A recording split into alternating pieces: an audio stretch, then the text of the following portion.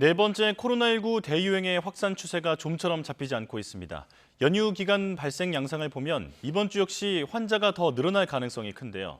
각종 발생 지표는 점점 더 나빠지는데 방역 사각지대 관리조차 제대로 이루어지지 않고 있습니다. 류재복 해설위원과 함께 알아보겠습니다. 어서 오십시오. 자, 지난주까지 잠시 감소세를 보였던 수도권 환자 발생이 다시 가파르게 늘고 있습니다. 이제 하루 확진 2,000명에 육박하고 있는 상황인데요.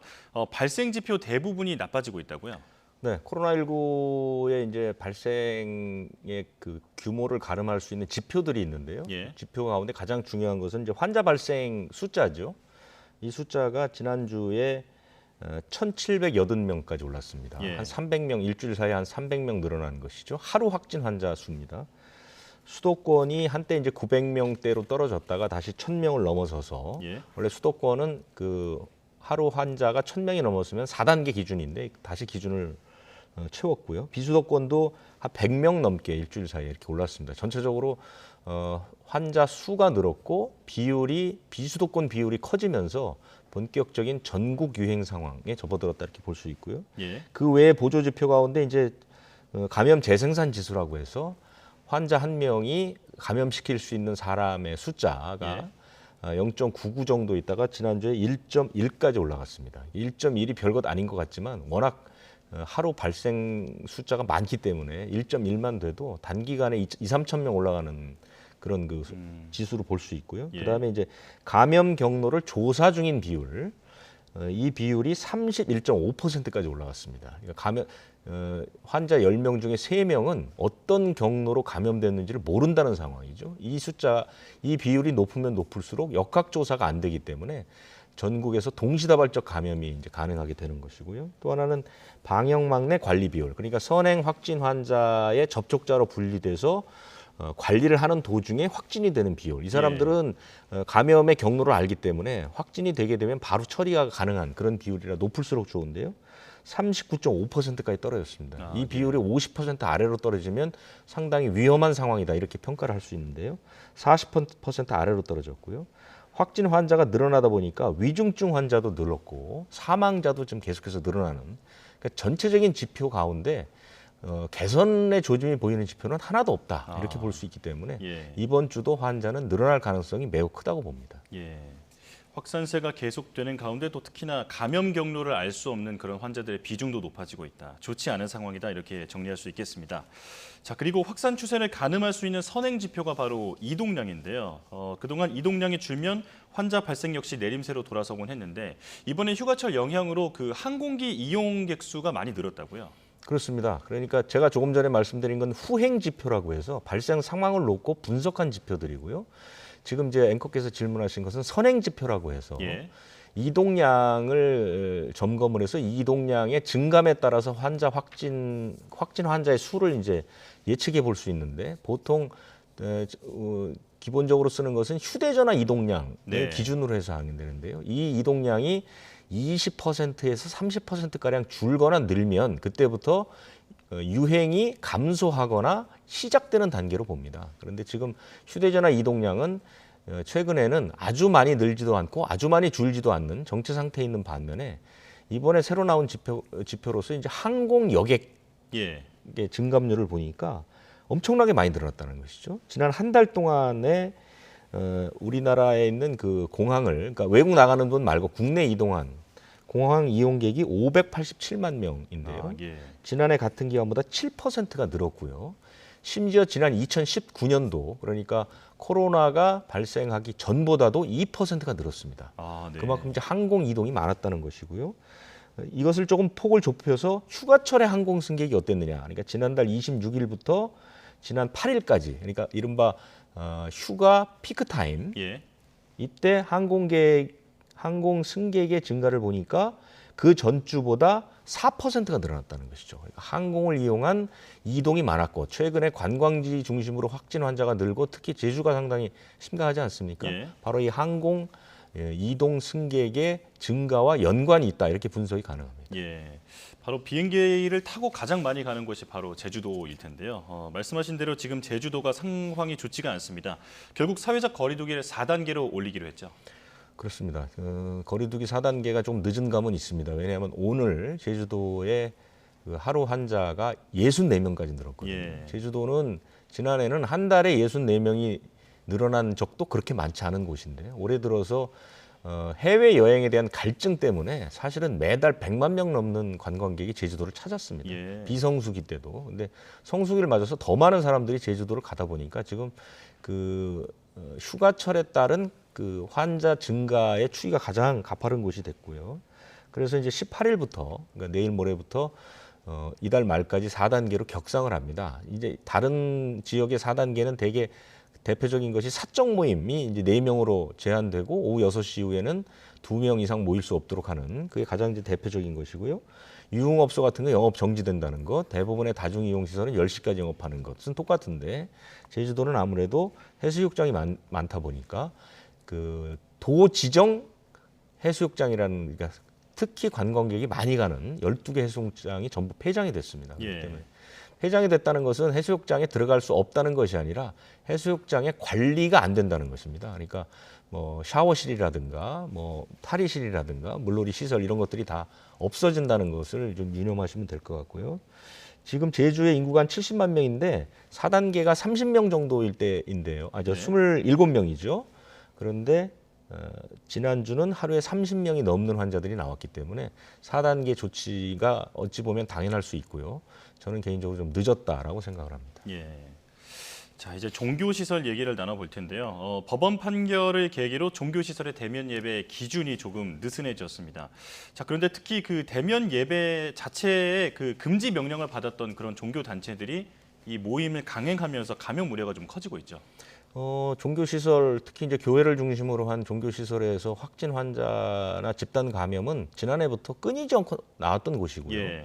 그 규모도 적지 않았는데 지금까지도 이 교회 시설, 그러니까 종교 시설의 예배가 계속해서 논란이 되고 있는데요. 최근에 이제 이 논란에 불을 지핀 것은 지난 16일에 그 서울행정법원에서 판결을 내렸습니다. 예. 그게 뭐냐면 교회의 대면 예배를 금지시킬 수 없다.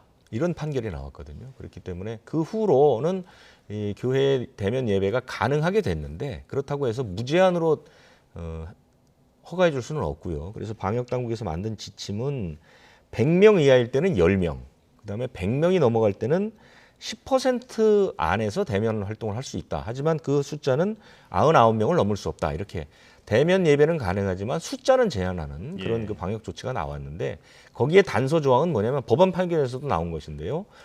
방역 수칙을 위반한 전력이 있거나 또는 방역 수칙을 위반한 교회는 대면 예배가 안 된다는 것이거든요. 그런데 서울에 있는 몇몇 교회들이 이미 대면 예배를 할 수 없는 그런 방역 수칙을 위반한 전력이 있는데도 불구하고 대면 예배를 강행하고 있다는 것이고 그 대표적인 것이 바로 이 사랑제일교회입니다. 이미 예. 5번이나 대면 예배 금지인데도 불구하고 강행이 돼서 지금 그 사랑제일교회는 아마 내일부터 사흘 동안 이 교회를 폐쇄할 건지 여부를 결정합니다. 그래서 지금의 상황으로 봐서는 폐쇄가 결정될 것으로 보이는데요. 그렇게 되면 아마 이제 이 예배 자체를 볼 수 없는 교회 자체를 폐쇄시켜야 되는 그런 상황에 이를 것으로 보입니다. 예. 자, 이제 그 병상 확보에 대한 질문인데요. 고위험군을 중심으로 백신 접종이 많이 이루어지면서 지금 위중증 환자의 그 비율 자체는 많이 줄었습니다. 자, 하지만 환자 발생 수가 워낙 많다 보니까 병상 확보에 발등에 불이 떨어졌는데 정부가 결국 그 행정 명령을 발동했죠. 그렇습니다. 지난해 12월에 이제 3차 유행 때 방역 당국에서 가장 그 역점을 뒀던 것이 병상 확보입니다. 그 당시 병상이 없어서 상당히 이제 곤란을 겪었거든요. 그래서 우리 지금 그 이번 4차 유행 전에도 하루에 1,000명 이상 환자가 나오더라도 병상 운영이 가능하도록 이제 어느 정도 확충을 해놨는데 네. 지금 1,000명 넘는 환자가 좀 거의 2달 가까이 지금 계속되고 있지 않습니까? 그러다 보니까 병상의 압박들이 조금씩 이제 나오기 시작하는 것이죠. 전체 병상은 여러 가지 종류가 있죠. 중증 환자나 위중증 환자 전담병원, 감염병 전담병원, 뭐 중증도 환자병원, 생활치료센터 있는데 전체적인 그 물량 자체는 아직까지 아주 긴박하게 부족하지는 않은데 점점 빨간불이 켜지고 있고 네. 지역에 따라서는 병상이 한두 개밖에 남지 않는 곳도 많습니다. 그래서 이번에 다시 병상 확보 행정명령이라고 해서 민간 병원에 있는 병실을 코로나19로 환자들을 위해 사용할 수 있도록 강제 명령을 내린 것이죠. 그래서 중증 환자 전담 병상은 171병상 정도를 늘릴 생각입니다. 예. 이것은 이제 규모가 큰 종합병원에 있는 중증 환자 병상들, 그 병상들 가운데 일정 부분을 정부가 동원하는 명령을 내린 것이고요. 중등증 전담치료병원도 한 600병상 정도 확보를 하기로 했고요. 이런 식으로 해서 지금 그 생활치료센터는 계속해서 확보를 하고 있습니다. 생활치료센터는 아시다시피 1인 격리만 하고 특별한 치료 시설이 필요 없기 때문에 이런 공공시설 같은 것을 그냥 수용하면 되니까요. 그래서 앞으로 2주 안에 이 정도 규모를 더 확보해서 병상 압박을 좀 벗어나겠다 이런 뜻인데, 문제는 이 병상의 문제가 아니라 인력의 문제가 상당히 큰 것이죠. 예. 인력도 부족한 데다가 인력들의 피곤도, 피로도 이런 것들이 높아지고 있어서 이에 대한 대책도 좀 필요한 상황입니다. 예. 자, 병상 확보에 대한 얘기도 들어봤고요. 이제 백신에 대한 얘기인데 백신 도입이 자꾸 차질이 빚어지면서 국민들의 불안이 커지는 와중에 얀센 백신 수십만 회분이 들어왔습니다. 이게 백신을 한 번만 맞아도 되는 간편함 그런 특성 때문에 누가 접종 대상이 될지 관심인데 어떤 분들이 맞게 되나요? 가뭄의 단비 같은 그런 백신인데요. 얀센 백신이 미국에서 우리에게 지난번에 한 100만 회분 정도 제공한 적이 있었죠. 예. 이번에 두 번째로 들어온 겁니다. 한 40만 회분 정도가 들어왔고요.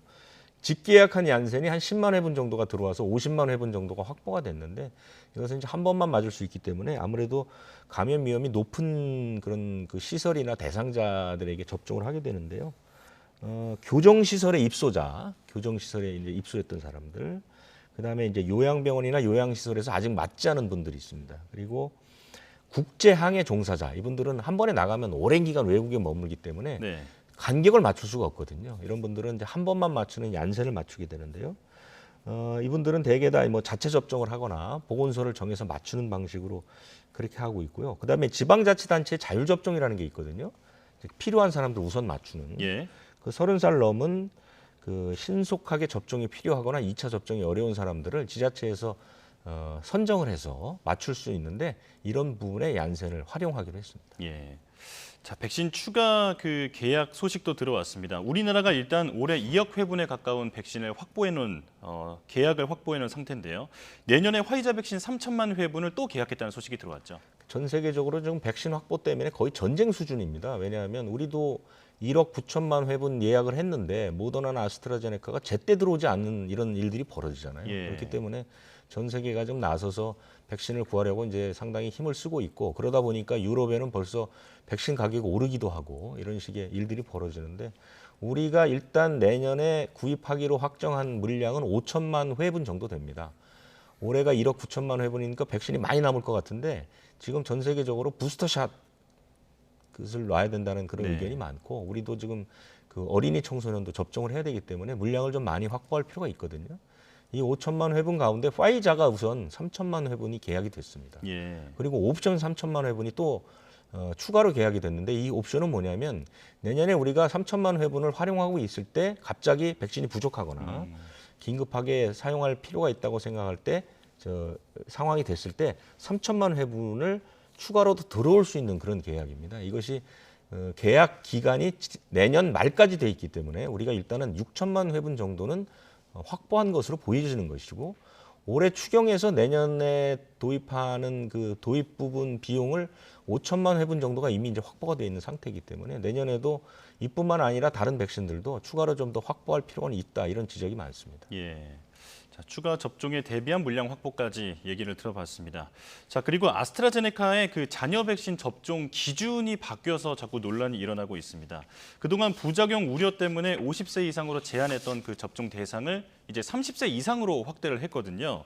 그런데 그 가운데서 그 30대 이상으로 허용하면서 대상을 희망자로 정해서 비판을 받고 있습니다. 이 부분도 설명해 주시죠. 이 부분은 참 정부가 비판을 받을 수밖에 없는 내용이죠. 정부의 정책이라는 것이, 특히 감염병 정책이라는 것은 국민에게 신뢰를 주지 않으면, 국민의 믿음이 없으면 어떻게 국가적인 재앙을 막을 수 있겠습니까? 그런데 예. 정부 스스로가 이 아스트라제네카 백신 접종을 둘러싸고는 너무 오락가락하는 모습을 보이고 있거든요. 처음에는 30세 이상 가능하다고 했다가 그걸 50세 이상으로 올리지 않았습니까? 그게 혈소판 감소성 혈전증 때문에 그렇거든요. 근데 이번에 다시 30세 이상은 맞아도 된다, 이렇게 발표를 한 것이죠. 네. 이게 믿음이 가지 않죠. 그러면서 발표 내용이 너무나도 황당한데요.